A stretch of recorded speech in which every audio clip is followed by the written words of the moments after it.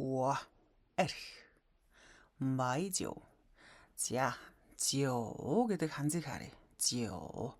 За, урдаа 3 тусал буюу түлхүүр ханз нь ус буюу шингэн зүйл байх нь тийм ээ. За, тэнгууд дараах нь болохоор нэг юм ваарны зураг гэдэг. Хятад нэг юм шавар ваар байдаг да.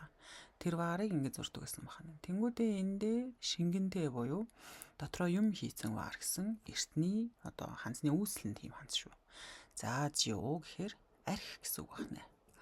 爷爷说他年轻的时候每次过节都会和朋友一起喝几杯白酒. 아이야야야. өвөө хэлэхдээ тэр 年轻的时候 залуухан үедээ 年轻 жилийн хүн буюу залуу гэж хэлэхдээ 每次 удаа бүр 过节гэхэлэр баяр тэмдэглэх болгондоо дөө бүгдээрэнд нь буюу нэг жалгахгүй байсан байх нь шүү. Хуй тэгдэг байсан буюу дагдаг гэдэг цаг орж ирж байна. Хуй. Хö朋友们 найзуудтайгаа ийчи хамтдаа хö жибэ уудгаа хідэн аяг арх. Хідэн аяг арх уудаг байлаа. 那种感觉非常开心. За, тийм төрлийн 感觉 мэдрэмжэд орж шүү. 非常开心 бүр маш баяр хөөртэй байдаг байсан гэж шүү. 在中国的商务宴会上 хятадын бизнесийн 宴会гэхэлэр тэр дайллага цайллага буюу тэр бизнесийн зоог тэр албан ёсны зоог гүнсгийг 宴会гэж хэлнэ. За юу давсан бол ханаасаа дээрээ ороод утан гадна буюу яг тийм юм дээр гэж хэлж байна те. Тэр хятадын бизнесийн тэр дайллага цайлган дээр жүүрэн гол хүн маань буюу тэр эзэн хүн нь 经常 дандаа хуй тэгдэг.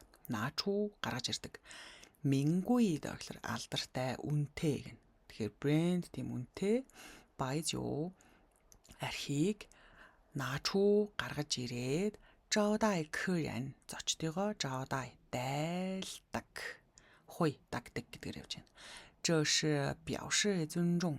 Энэ бол илэрхийлж байгаа маа. 尊重хүндэтгэж байгаагаа хөө болон рөөцинд халуун дулаан сэтгэлтэй болон хүндэтгэж байгаагаа илэрхийлж байгаа фанш арга хэлбэр юм аа. 这瓶白酒是我爸爸珍藏20年的. Энэ нэг цагаан арх бол манай аав珍藏了. За, 珍藏гэдэг нь нандиннан хадгалах, цуглуулга хийх гэсэн үг. Үнэт хадгалсан зүйлийг 珍藏 гэж хэлдэг байна. 20 жил хадгалсан. Та шо яо дэн тэр хэлэхдээ хүлээж байгаа гинэ. 我结婚的时候 намайг гэрлэхийг хүлээж байгаад буюу намайг гэрлсний дараа цай саяным наачулай чинжу гаргаж ирж тэмдэглэх болно гэж хэлсэн гинэ. За, энэ дэн гэдэг үгийг харъя.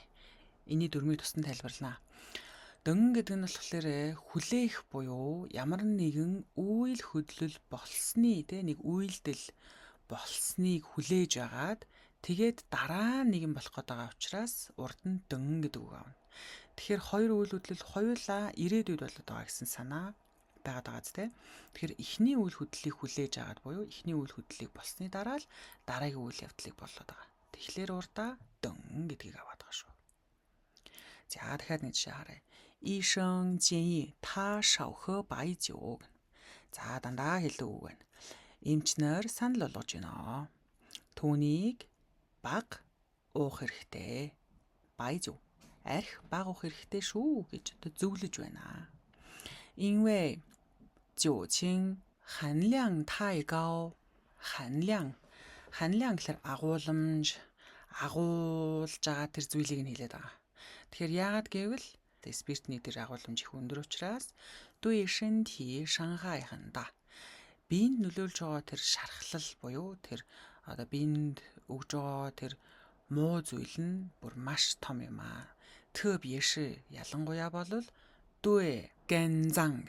За, гэнзан гэдэг нь түлхүүр ханз нь хоёлаа бие гэдэг түлхүүр ханз буюу элэг гэсэн үг байна. Өнөөдрийн үздсэн үг байжио цагаан арх буюу арх.